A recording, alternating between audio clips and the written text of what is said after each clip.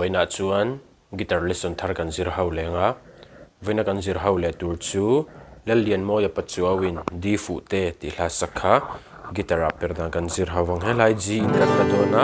atniama di asang a C chuan asang sang le C in asang man E fakha kan mangtel leng o te kan stramang down down up down up ti khano bulchanga top kheng na kwal leng down down up down up down down up down up down down up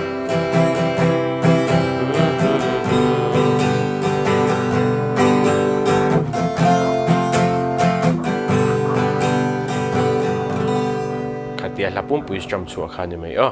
ala nen karon play mil lenga uluk da vini lo ngai thale donia